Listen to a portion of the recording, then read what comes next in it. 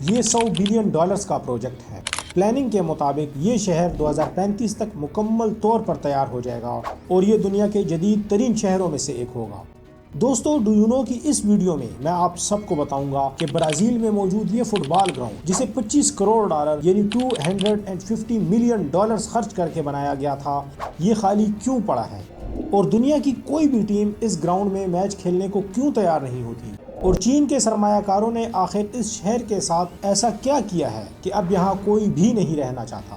لاکھوں کی تعداد میں یہاں گھر تیار پڑے ہیں، لیکن کووڈ-19 کے بعد صرف 10 گھر ہی بکے ہیں۔ ایسا کیوں؟ دوستو ڈو یو نو کی ویڈیوز میں ایک مرتبہ پھر سے خوش آمدید۔ Forest city Malaysia.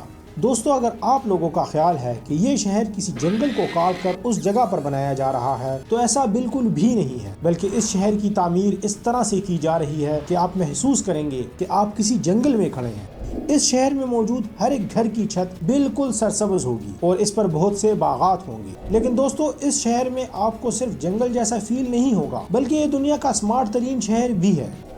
اس میں دنیا کی ہر طرح کی سہولت موجود ہوگی۔ اس میں شاپنگ مالز ہیں، گولف گراؤنڈز ہیں، اس کے علاوہ اس میں مختلف پارکس بھی بنائے گئے ہیں۔ اس شہر کو لیئر بائی لیئر یعنی مختلف تہوں میں بنایا گیا ہے۔ جو سب سے نچلی تہہ ہے اس میں گاڑیوں کی پارکنگ کے لیے جگہ بنائی گئی ہیں، جبکہ اس کی اوپر والی تہہ میں پھر پارکس وغیرہ، سوئمنگ پول وغیرہ، سپورٹس گراؤنڈز اور شاپنگ مالز وغیرہ بنائے گئے ہیں۔ دوستو یہ $100 ارب یعنی $100 بلین کا پروجیکٹ ہے اور اس نے تقریباً 2035 تک مکمل ہونا ہے۔ یہ $1 بلین کا پروجیکٹ شروع تو ہو گیا ہے، لیکن اب اسے کامیاب بنانا اور مکمل کرنا اتنا آسان نہیں ہے جتنا کہ اسے شروع کرتے وقت سوچا گیا تھا۔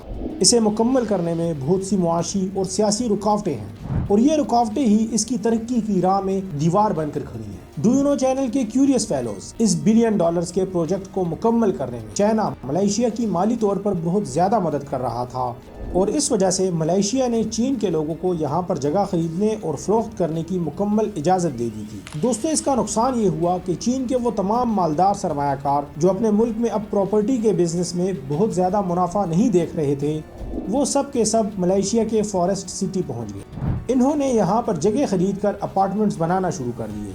اس وقت تو سب یہی سمجھ رہے تھے کہ یہ پروجیکٹ 2035 سے بھی پہلے مکمل ہو جائے گا، کیونکہ یہاں اب لوگوں نے بھی انویسٹ کرنا شروع کر دیا تھا۔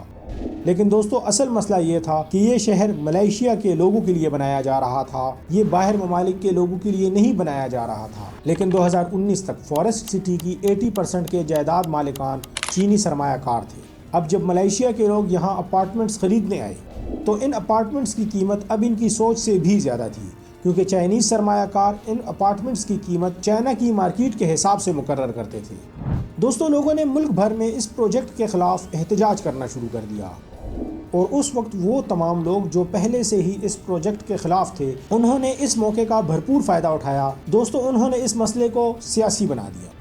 اس کے بعد پھر جب ملائیشیا کی حکومت تبدیل ہوئی اور مہاتیر محمد جو اس سے پہلے بھی ایک مرتبہ وزیر اعظم رہ چکے تھے، یہ جب اب دوبارہ اقتدار میں آئے تو ان کے ایک فیصلے نے اس پروجیکٹ کو برباد کر دیا۔ اس وزیر اعظم نے فارسٹ سٹی میں غیر ملکی لوگوں کے لیے جائیداد رکھنے پر پابندی لگا دی۔ ان کے اس فیصلے کا مطلب یہ تھا کہ کوئی بھی غیر ملکی سرمایہ کار اب اس شہر میں داخل نہیں ہوگا۔ اس وجہ سے بہت سے غیر ملکی شہر چھوڑ کر چلے گئے، اور جو یہاں پر انویسٹ کر رہے تھے وہ بھی اب رک گئے۔ دوستو یہ شہر جو تقریباً 7 لاکھ لوگوں کے لیے بنایا جا رہا تھا، اس میں اب اس وزیر اعظم کے اس فیصلے کے بعد 500 سے بھی کم لوگ رہ گئے تھے۔ یہ پروجیکٹ اب بھی جاری ہے، لیکن ابھی حال ہی میں ایک رپورٹ آئی ہے جس کے مطابق کووڈ-19 کے بعد سے فارسٹ سٹی میں 10 سے بھی کم گھر بکے ہیں۔ اور اس کے علاوہ ایک اور رپورٹ کے مطابق کنٹری گارڈن نے پچھلے سال یعنی 2022 میں اپنے 1000 سے بھی زیادہ ملازمین کو نوکری سے نکالا ہے۔ دوستو یہ اس پروجیکٹ کے فیل ہونے کا ایک بہت بڑا اشارہ ہے۔ اربوں ڈالرز آج اس پروجیکٹ پر خرچ ہو چکے ہیں، اب یہ بالکل بیکار پڑا ہے۔ ڈو یو نو چینل کے کیوریس فیلوز، اب میں آپ سب کو برازیل لے کر جا رہا ہوں۔ یہاں ایک فٹ بال اسٹیڈیم ہے جو بہت عرصے سے بالکل بیکار پڑا ہے۔ برازیل کے لوگ تو فٹ بال کو جنون کی حد تک پسند کرتے ہیں، پھر وہاں ایک فٹ بال گراؤنڈ اور بالکل خالی، بالکل بیکار، یہ کیسے ہو سکتا ہے؟ یقین نہیں آتا نا؟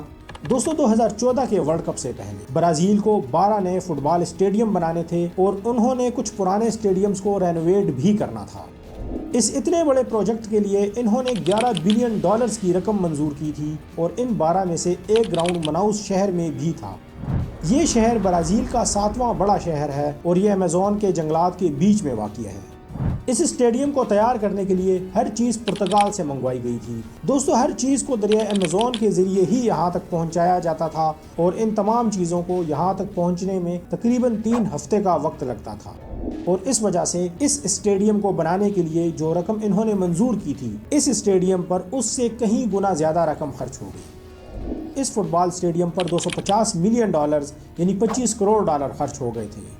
دوستو اس اسٹیڈیم کو خوبصورت بنانے کے لیے انہوں نے ہر طرح کی کوشش کی تھی، لیکن اس کے بعد بھی اس $1 بلین کے پروجیکٹ کے لیے کئی مسائل تھے۔ جب 2014 کا ورلڈ کپ شروع ہوا تو اس ورلڈ کپ کے دوران اس میں صرف 4 میچز کھیلے گئے۔ دوستو ان 4 میچز سے کمائی جانے والی دولت اس اسٹیڈیم پر خرچ ہونے والی دولت کے مقابلے میں کچھ بھی نہیں تھی۔ اس ورلڈ کپ کے بعد پھر اس فٹ بال اسٹیڈیم کو بہت کم ہی استعمال کیا گیا۔ کبھی کبھار برازیل کے کلب کے فٹ بال میچز اسٹیڈیمز میں کروائے جاتے تھے، لیکن ان میچز سے بھی اس اسٹیڈیم کو کوئی خاص فائدہ نہیں ہوتا تھا، بلکہ یہ الٹا مزید نقصان میں چلا جاتا تھا۔ دوستو اس اسٹیڈیم میں 40,000 لوگوں کے بیٹھنے کی جگہ ہے، لیکن کلب میچز کے دوران کبھی بھی 5,000 شائقین بھی پورے اس اسٹیڈیم میں میچ دیکھنے نہیں آئے۔